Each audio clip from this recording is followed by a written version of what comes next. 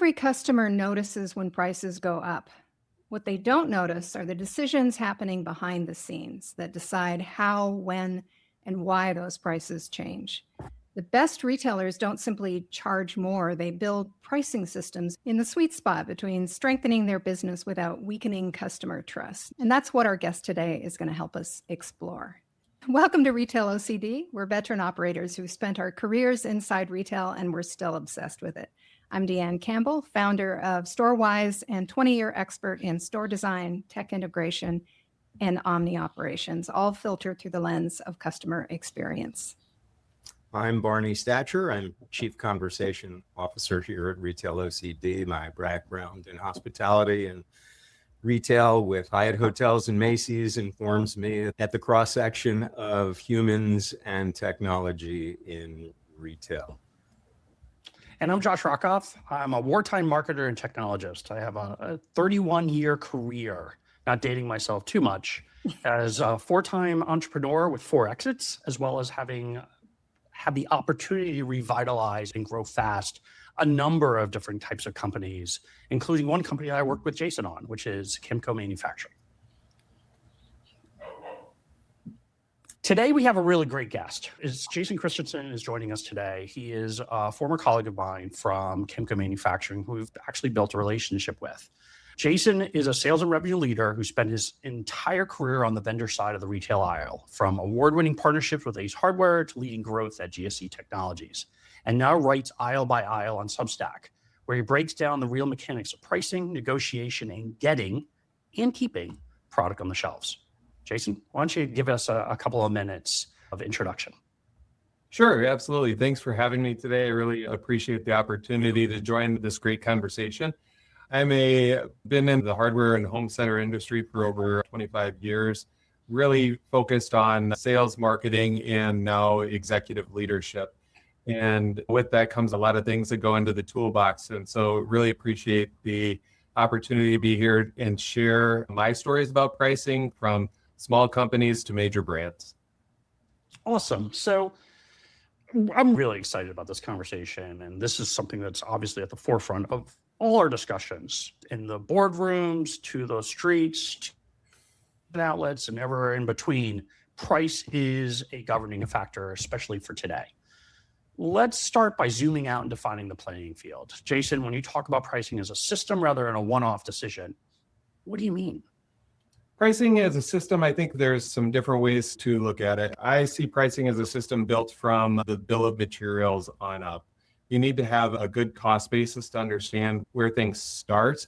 And if you look at things systematically, there's never questions. It's about database and fact-based pricing that allows you to confidently and with great integrity go into your retail partners and share with them what those costs are on their end of the spectrum.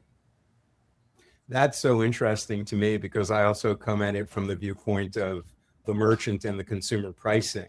And I use the metaphor of a sandwich cookie.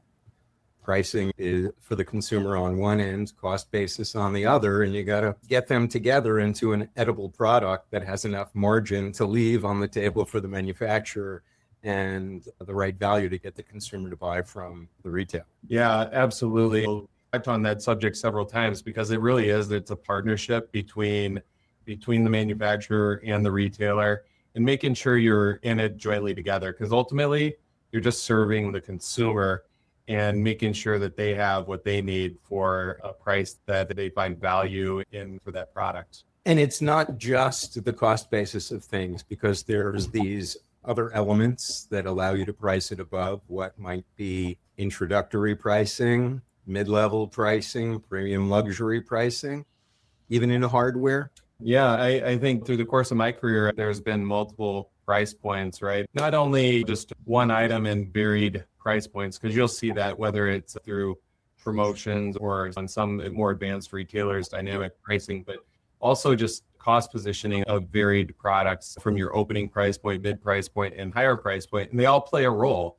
Oftentimes those opening price points are items that are more consumable, just very quick, easy, disposable items, but they play an important role to sell the features, the benefits, the comforts, and everything that come with those higher price point items as well. Can you, as we're discussing this, a couple things come to mind. We did this at Camco Manufacturing where we were basically trying to import or basically say, okay, we got to now enforce better pricing controls and we got to raise our prices. Even in what you were doing with your current company, can you talk to that specifically where the company realized the pricing was actually a strategic asset? There's actually something you can do with it.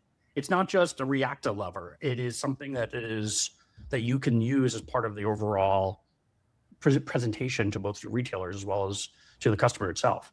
Yeah, that's actually interesting because there's pretty much three different methods that I have used through the course of my career, depending on the organization and what was needed for each specific organization. One is your straight cost up, cost basis model and making sure that everything is built from the bill of materials up.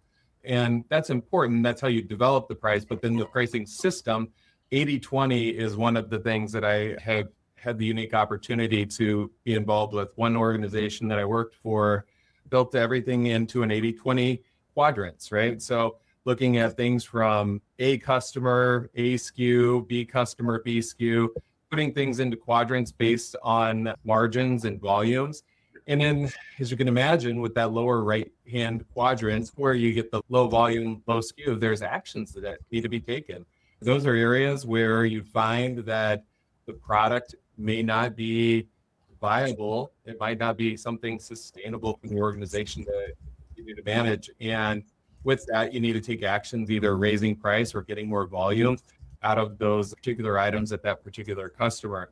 So there's some unique things there that I've experienced as far as the system. That does take a lot of unity across the entire organization to be willing to walk away from items or put items in a position that they may not be as successful as they once were. So that is one system. But then I've also been on the flip side of that where the system was just, hey, this is the price we need. There is no background to it. And either take the price or don't. That one's a little bit of a tougher conversation. And it does require the entire organization to have that unified front, but to accept or refuse. And if the customer refuses, then you have to be willing to walk away. And that is one of the hard parts of being a manufacturer, is having the gusto to be able to walk away when the deal doesn't work on your side. Yeah. On that point, actually, it's a really good question, right? Which is, and I think I've seen this before on a couple of other businesses I've worked on, right? Which is you keep on going up with the price point to see where the threshold is before you basically say to them, you know what? It's not worth us producing it anymore. Is that ever just really a factor? I'm on the marketing, the outside of the pricing portion, right? Which is a lot of times, which is the marketing, the operations, the downstream effect of it, of that pricing decision. But sometimes it's like, we really don't want to produce it. We're losing money on the deal. Should we just keep on ratcheting it up to see what the market will bear until we basically make a determination? Well, it's not worth it anymore. Is that ever really part of this? Or is it really a lot of it should be based on something more pragmatic, which is, you know what? We have to do this for business survival and obviously grow our business. We're all in this to make a profit. This is not a charity. We're doing that along that line, not as a way to say, okay, we've got to make a decision of whether we keep building this or manufacturing this or doing whatever with it. Therefore, we're just going to ratchet it up and see how far we can go. Yeah, it's not a unique situation. I think every company faces that. Yeah. And I think there's two ways to look at it. The first way being, like you said, ratchet it up, keep seeing how far it can go. But it depends on the item. If it's a strategic item for you, there may be also the alternative, the second approach where, listen, we're willing to go lower margin on this item because this item is the cornerstone of the entire assortment. And if you continue with the entire assortment, the margin can be managed on that one item to sustain gain by the rest of it. Blended based upon the full program, and that's a particular loss leader item or a required component that they can get from you less expensive than someone else, but you make it up on the rest of the package of added value that you're providing. I think that's critical. Are you finding, how are companies looking at utilizing technology and AI in these pricing decisions now? Yeah, that's pretty interesting. And I think that's where things are heading, and it is a little more advanced, but they're on one side manufacturers are in many cases scraping sites and understanding the retails and potentially directionally, at least the volumes that their competitors are seeing out in the marketplace. So using machine learning and AI for some of those kinds of activities. And then we personally are implementing a system right now on the point of sale side using AI that will help us understand forecast and demand planning and what the future looks like based on varied retail price points. So from a manufacturing side, we're doing that. But we're actually setting prices with AI. I think it's a trust factor. I don't think AI is necessarily there yet. And as you probably know, when you use it, it isn't always right. And so I think it does take the human element. I think it's important to factor in that human element and make sure that you're not just setting it and walking away, rather utilizing it, ending the results and determining if those are acceptable results and viable results that the product will still sell at that retail price. I just had a Ron Popeil moment from Pocket Fisherman, which is set it and forget it.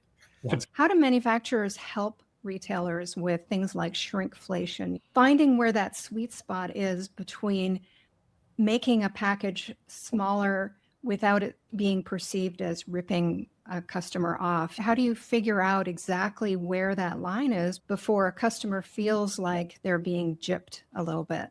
Yeah, that's a great point. First, I will say my due diligence as a manufacturer is we don't set pricing because that is up to the retailer and we will leave the retail pricing to them. But shrinkflation is real.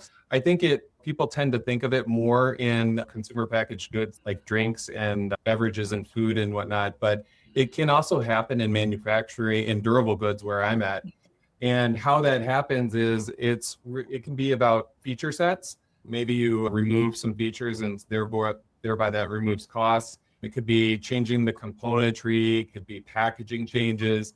There could also be color changes too for certain things, because certain times color change will have a pretty great effect on pricing. So it doesn't happen in the same aspect of where you might make that candy bar a little bit smaller for the same price, but there are other ways that get factored in, at least from a manufacturing perspective. On the hardware level, it can certainly be fewer screws, nuts, and bolts in the box. Yeah.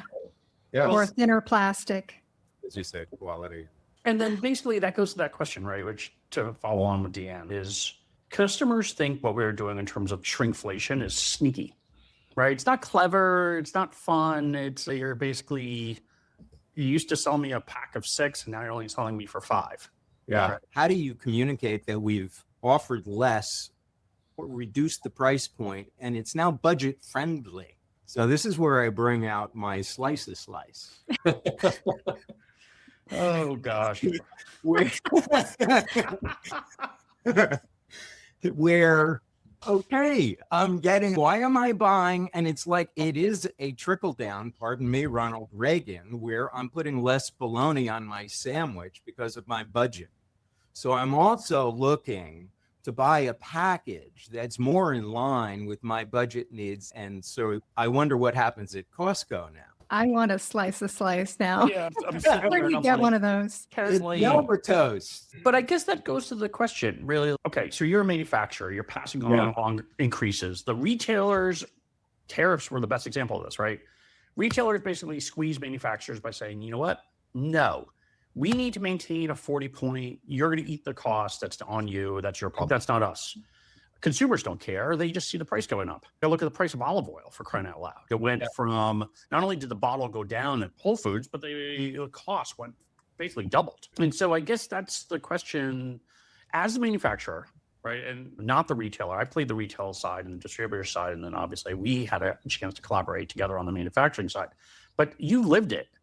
On the manufacturing side, with the retailers squeezing every last drop out of the manufacturer, how do you navigate that while still maintaining that customer opinion of a positive one towards your product so you don't get wind up its little race to the bottom? Yeah, it's not easy. I think number one, it has to start with the relationship, and it starts before the pricing becomes a conversation.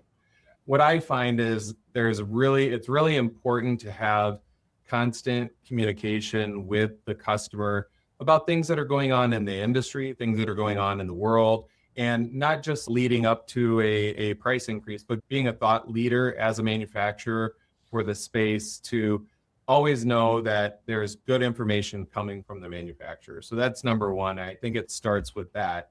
But when it gets into actual pricing, there's no room for gaming the system, right? It's in order to continue that positive relationship, you have to always, and my personal mantra is do the right thing. So you always have to do the right thing. There's no room to try to leverage yourself or gain a leg up on anyone. It's about being smart and clever together with the retailer and having that partnership, working hand in hand with them for a solution. And sometimes those solutions are not necessarily anything to do with price or changing the cost of goods. They can be other trading variables on both sides of the coin where maybe the retailer is willing to change their payment terms, right? And create shorter payment terms, higher cash flow for the manufacturer.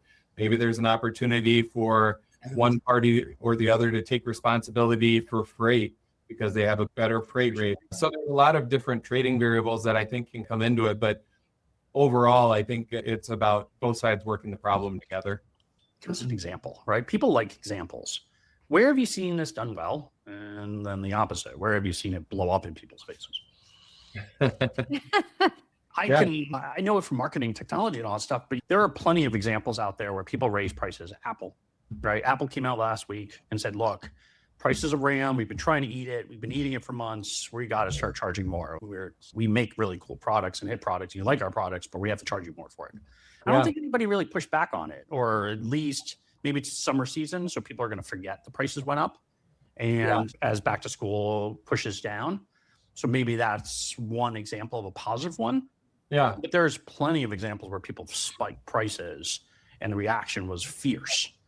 I'm curious what one that resonates on both sides in your mind. Yeah, I will say, and going back to what we started with earlier in the conversation, is the price increase where the company's genuine leverage was saying, take the price and not give any sort of explanation. That doesn't go well, right? That's a damage to customer relationships. To be honest, price increases are not a conversation either party wants to have ever, right? Because what it means when a manufacturer comes to a retailer with a price increase is I, the manufacturer, have now just disrupted you, the retailer's budget, their plan, and all of their everything that they needed to accomplish that year. And now we have to figure out how to get them back on track. From a good increase, I've come to the customer with everything right in the past, right? Full cost data, everything tied to what's going to keep us viable. And I've had customers that wouldn't accept it, right? And then on the flip side, and that's fine, they won't accept it. And then I have to make a decision at that point. I have to make a decision, is this sustainable? Or do I now stop shipping the customer? I've been in that situation too. Also not fun. Like when you find that you're putting the customer in that compromising position, that's not something you want to do in terms of true partnership. So I guess, Josh, really what it comes down to is really making sure when you build out and you change the price that you are giving to the retailer, is that your whole entire organization understands the cost basis. And there's a threshold that gets crossed that if you cross this threshold, that's no longer viable or sustainable for your organization. And that's not a bad thing. You don't want to sell product at a loss because it's not a sustainable way to do business. The old line is, I lose $1 a unit, but I make it up in volume. So you can't do Moving into that subject a little bit, something that I'm seeing a little bit more often is retailers communicating directly with manufacturers now, taking out a little bit of the middleman as far as data exchange goes. Are you seeing that a little bit more, where some of their on the floor sales data goes directly to the manufacturer? So the manufacturer has a little bit more visibility as to what's happening on the front line. Are you seeing examples of that? And is there a benefit of that? Do you see that expanding? And there's two ways they do it. Some give it for free, which is in good partnership is good. Others use it for a revenue stream, and they'll sell it to you. Then as a manufacturer, you have to decide if it's worth buying. Yeah. So you can extrapolate that, but you're right. It's like a bad taste revenue option for them. Yeah. Yeah. But all that point of sale data is extremely important. And I I often talk with my team about consumption data, the on hands versus the point of sale. And as those two lines, either if they're separating from one another, there's some actions that are going to happen. Either orders are going to stop coming or you're going to need more orders. But those two lines flow pretty closely together. That's kind of the sweet spot. But we use point of sale data as a leading indicator to understand what the future of our business looks like. Because if point of sale is trending down on a specific item, there's reasons for that. It could be economic. It could be that there's new competition that's entered the market. The customers could be shopping somewhere else, but there's always some reason for that point of sale fluctuation, and it leads to insights that require actions. What about white label? Do most manufacturers handle both? Is one preferable to the other? Is there a profitability margin in producing white labeled products that you don't see in branded products, or vice versa? Yeah, that's interesting. It depends on the manufacturer. Major brands tend not to like to go white label, right? Because the importance is the brand and the value is in the brand, the innovation is in the brand. So that is one side of it. But I've also been on the other side where white label is acceptable. Honestly, the cost of goods is still the same. If you're making an apple for an apple, depending on what skin you put on that apple, it's still an apple and it still costs the same to produce that apple. There isn't a preference. It just depends on the manufacturer and the brand. From some of the major tool brands that I've been with, the preference would be to stick with having branded product, while some of the other companies I've been with, white label is absolutely acceptable. And it really becomes something that the retailer kind of needs, right? Because oftentimes you go into certain stores, like Target has a Bright Room as one of their household product brands. And that's important to them. They want to build that brand internally as a Target known brand. But what it does, it introduces risk to the manufacturer, because now this private label brand product could be replaced pretty easily. The next guy could come along and make the same private label brand product and it'd be put on the shelf. So it becomes a little bit of a challenge from that standpoint. But again, that's where a brand succeeds, because they've built something behind the name. Yeah, the key, of course, is if you can manage both, then you can have a brand that's firewalled by its strengths. And then therefore you have also the opportunity to scale and leverage by the white label at the same time. Yeah, sure. I guess that goes, speaking to like sort of the playbook, right? We've been talking on the outside of it. Can you walk us through the big picture of the playbook? What are the for lack of a better word, what are the big stages that go into approaching price, walking through that and implementing it across the board? Yeah, I look at it from three standpoints. It's diagnose, design, and deliver.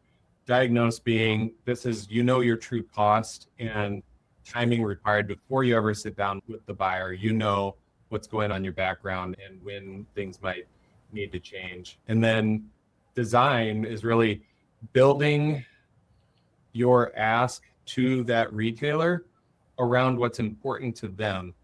You have to make sure that you're managing their risk. As I said before, when you introduce an increase, you're disrupting what their plan was.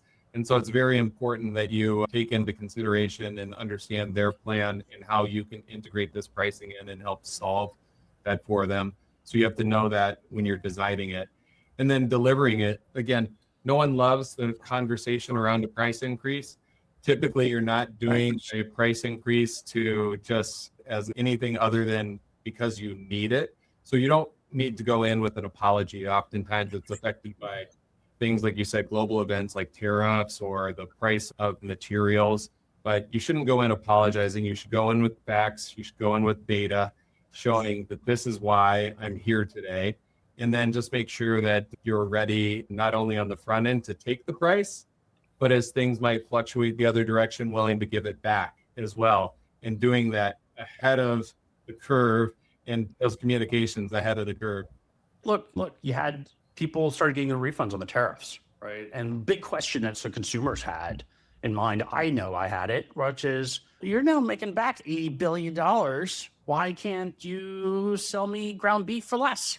Like, why can't I get a rebate on that? Why am I the one? You're just keeping the money. So it's got to be part of this conversation. Maybe it's not as outright like that, but My sense, is there downstream, using Barty's term, trickle-down economics still in there? Or is this sort of, when you take back the price increase because obviously market conditions improve, you should probably convey that it becomes a marketing exercise.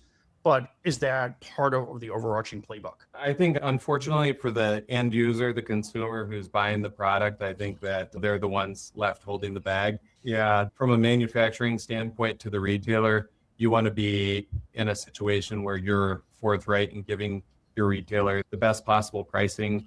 But then it's their decision what they do on the shelf. The tariff givebacks, that's never going to make its way to the consumer. We all have had the experience of pricing coming down much slower than it has gone up. Walmart came out and did two announcements. I'm not sure if you've seen. One announcement was basically, we are targeting high net worth.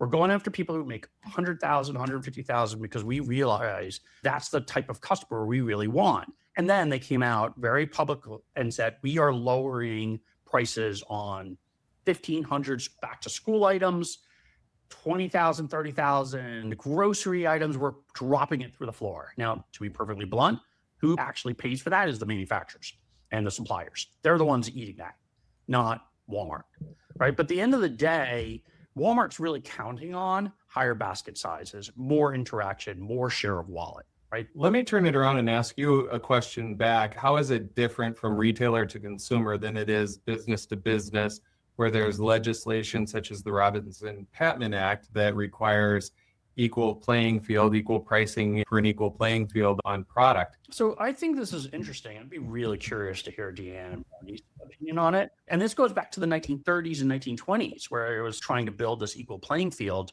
against collusion, right? But the idea is we obviously have a lot more visibility, and the consumer has a lot more visibility to what Walmart's charging or Target or whatever your local bodega is. At the end of the day, you don't really have the visibility to manufacturing. The manufacturers, though, have had the screws put onto them, especially during COVID, especially during post-COVID, and obviously the most recent times with regards to price limitations of how far they can push their price. Tariffs didn't help either. I think the biggest question mark that's in my mind is we have to keep the consumer goodwill, right? Otherwise you get replaced by cheap imports. But you also have to be able to survive. And first and foremost, I look at big manufacturing. I look at Camco as an example. They probably had a ton of product in there that they just simply didn't need to sell. If you reduce that out, the hope is that you go to your biggest sellers, you maximize your supply chain, you reduce your overhead, all of that just to maximize your revenue streams and reduce out the excess you don't need in the first place. That's one side of it. That's supply chain optimization and obviously recognizing what your customers are buying. But the other side of it is, what else can you get away with? Right? As a leadership team, the big question that always sits in the back of my mind when I walk into these leadership meetings and the first thing they say is they're going to raise prices. Is it simply just because you want to, right? You need to hit a board number. Yeah, you've done a forecast. There's some sort of presentation in place. Is there an actual strategic plan versus just a tactical one? Hospitality is a little different, though, because there's certain transparencies of the average consumer on the cost of food and the cost of labor. That's their direct experience at that restaurant or a hotel hospitality situation. Manufacturing is more of a blind experience for them. Most consumers don't know what goes into it. And it's a difficult question to ask and answer. I would love to go back to the Robinson-Patman Act for a second, Jason. I thought that was such a great point to bring up. And in relation to Josh's question, do manufacturers adjust product per manufacturer? And maybe this is a trade secret and you'd have to kill me if you told me. But I'm thinking of people like Walmart. When they commission a product from a manufacturer, it's made for Walmart and it's probably streamlined a little bit to give them the cheaper pricing. Does that get around the Robinson-Patman Act so they can charge a different price for it for roughly the same product, but it's technically not the same product because they made a slight change to it? Is that something that is now standard practice with retailers so that they're in compliance with that act? And it's been around for a very long time, like 1930 something, right? Yeah. And why hasn't it been revisited? It's a great act, but Yeah. I'm surprised it's still in place. It is unusual, and I think there are some practices that you could see questionable in the marketplace where it happens. But to answer your point is, yeah, there's probably ways around it, right? De-speccing products that we kind of talked about, different price points. Barney mentioned that earlier today, but having different price thresholds, price points and whatnot, those are ways around it. And yes, you could, even something as simple as a color change can sometimes affect the cost of those goods. So I'd say absolutely, yeah, there are ways around it through differentiation. This wouldn't be a podcast today if we didn't ask you about AI. Yeah. And one of the things that everyone's talking about agentic, so much so that it's irritating, but agent to agent shopping with consumers is really not a thing yet. Consumers are using it more for discovery rather than having their agents go wild with their credit cards. Yeah. One area where I'm seeing agentic use is B2B, and with things like retailers dealing with manufacturers. And I know Tyson Foods is one example. That's in the food service, of course, not with hard goods. But I don't know if you've had any experience with a retailer's agent dealing with paperwork and negotiation and pricing and contracts through your agent, your business's agent. Do you see that as something viable that could become a real bonus across, or a real standard across manufacturing? Yeah, not outwardly, I haven't seen anything like that, any of those interactions coming from the retailers, at least. I would not discount anything. Anything today is possible, right? Because there's so much, even in just a short window of time, that so many of us have learned about AI and what the capabilities are of it. And I can't tell you how many hundreds of hours I've saved just in the last year, having taken some AI Anthropic certifications and stuff and learning about proper prompting and building out your models and everything.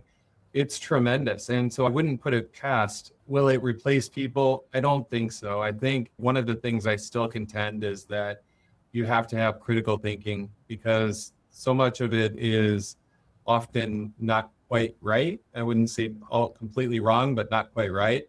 And as I've had some discussions with people that do some research around AI, what they're saying is it's oftentimes now to the point where it's learning from each other. So different AI models are learning from one another, and therefore they're becoming more generic and less intelligent. So there's some things to work through yet. Yeah, I describe that as a reversion to the mean. It's so much in there that's being leveled. Look, the one big thing about AI is, and you talk about it, we highlighted it earlier with AI in the sense that people still need humans and human intervention for figuring out the pricing things. Now, what AI really does do, though, is it helps us do a lot of that research at a time, especially competitive pricing, right? Being able to do competitive pricing used to be you had to pay 50, 100, 200, 500 grand, even $40,000 towards it. And it became very manual in a sense because you always had to keep on updating it and stuff like that. AI is a very good research assistant in the sense that it can streamline that. And for $100 a month, you can get something that you used to pay $40,000 a year for or more.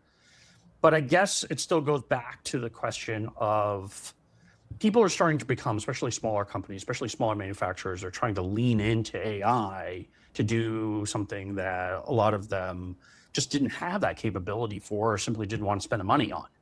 But there's got to be guardrails. And I guess how you're looking at it is, where are the guardrails, right? Where are we making sure that as we look at pricing, if we look at these things, it's done thoughtfully and not, it just goes off the rails? Because that can also do in a business. Yeah, to your point, a human owns the exception path, right?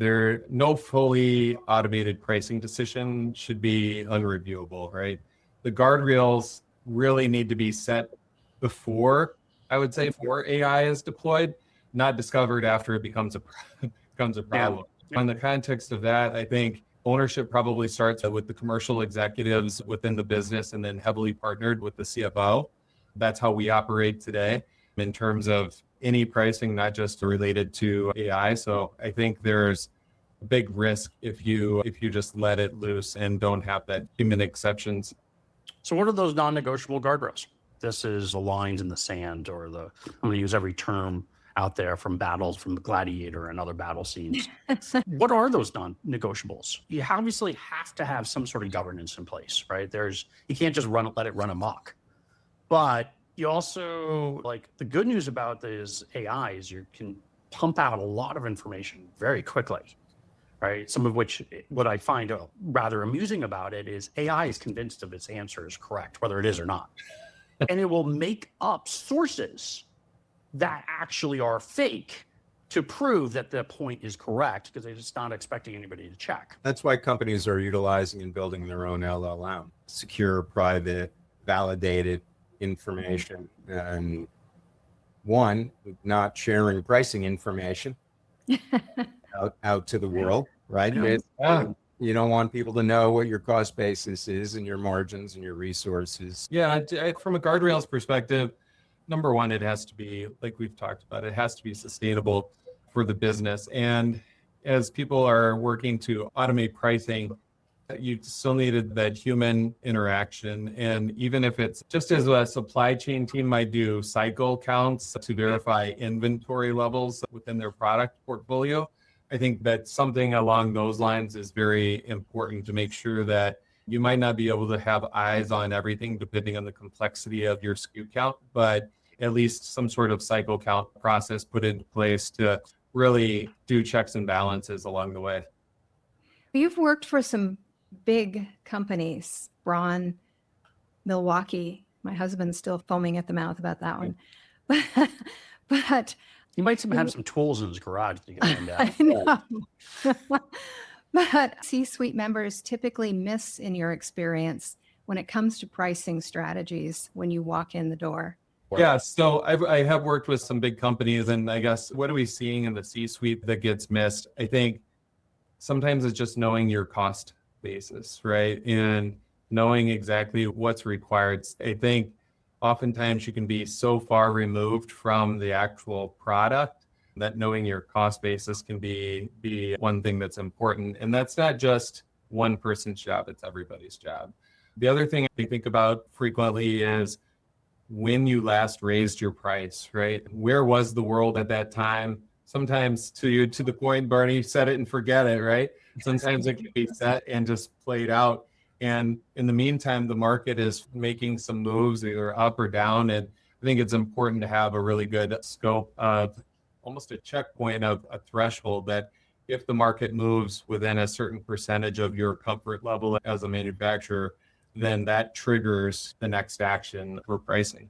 Yeah, and looking at those leading indicators really as far in advance as you can without getting too far in degrees off course.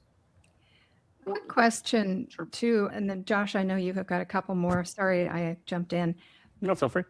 But before we get too far off that topic, how does a manufacturer, or does a manufacturer, include anything to do with displays, marketing, retail media in that price when they're dealing with a retailer? Of course, yeah, that all has to be built in. It's not free, right? It's not free, and that does get built into the cost of goods, either there or if there's any sort of marketing fund arrangement with the retailer, then it could potentially be pulled from there. But when it comes to some of the standard displayers and stuff, you'd be surprised what a corrugate displayer might actually cost.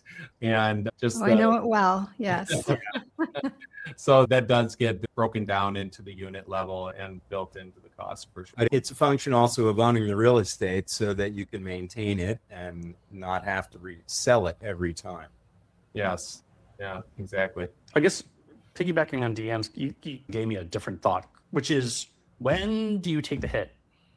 There's got to be some calculations in there that sometimes, you know what, you just take the hit. Can't raise your price because just whatever reasons, there's forces or whatever in place. When do you just basically say, you know what, we can't raise it? We've just did one, we can't raise it again. The market just won't support it. Our competitors are dropping. Is there any psychological approach to that? Or is it when the CEO in the boardroom kind of approach this and say, hey, where you want to go after this? Is that ever a consideration of What happens if you don't do it? Yeah, it comes back to the sustainability, and I think it comes back to a cost accounting model too, and what's going on behind the scenes. In manufacturing, there is a plant full of machines and people, right? And it's important that those machines and people are running and covering absorption costs along the way. So that's where I think, Josh, where that would come in is taking this hit on this particular item worth the cost and the effect on the absorption model. That's, I think, where it comes in. I wouldn't ever say that it's necessarily psychological from the manufacturer's standpoint, more financial decisions. Yeah, are we doing this to keep the lights on? Or Correct. do we need to pivot at this point and look at different, Josh, to your point, if we're seeing competitors fall away and margin deterioration of a category or an item, it's time to pivot. We're all in business to make money, right? The manufacturers, retailers, we're all in business to make money. And there is money to be had if everybody partners together. And again, that kind of goes back to my previous statements is you have to be in good relationships with your customers, your retailers as a manufacturer, and partner with them. And here's the path we're going on together. And that includes joint business plans, that includes quarterly business reviews, it includes ensuring that we're on the same direction for what the forecast looks like. But when you have those good relationships and solid understanding that here's the path we're taking together, these conversations all become so much easier. Yeah. For me, when someone asks me for something, this is my principle in selling and buying, it's an opportunity to ask for something else in return. Of course. To increase your price, what can we do about, as you said, changing payment terms, extending merchandising, putting us on the end cap? So let's leave this with something practical, right? Operators listening, let's land this in something practical, right? So if they only did one thing differently on pricing after this conversation, what should it be? Yeah, 1.5 I'll give you. So it not just I'll take 1.5. I was hoping for 3, No, but yeah, better. 1.5 is good. know your cost well enough so you're not caught flat-footed, right? When it reverses, when the market reverses the other direction, you also have to have built that mechanism to walk the price back down before you need it. And having that walk down tool is so important. That's where the trust is built, that you're not getting egregious with taking additional margin when the retailer is suffering. So having that walk down tool is really important, but you have to know your cost basis to do that. Well, thank you so much, Jason. This has been fascinating. Yeah, this is a fascinating topic. And if we can come back to you in a couple after you've had a chance to publish more articles. So I'd love to revisit this because I think this is completely relevant. I don't know what the geopolitics will be like in 6 months, but I have a feeling it'll potentially be in the same state, if not worse. And my hope is that I'd love to revisit this and say, do you still have the same opinions? Yeah, very interesting. Yeah, it'd be a very interesting topic. And none of us have a crystal ball. We wish we did, but it'll be interesting to see what happens in this environment for sure. Thank you so much. We really appreciate you coming on. This has been a tremendously fascinating conversation. And any chance that you and I get a chance to chat is always a good one. Oh, it's a pleasure. Thank you all for having me. A great time, great conversation, and hopefully the audience takes some value out of it.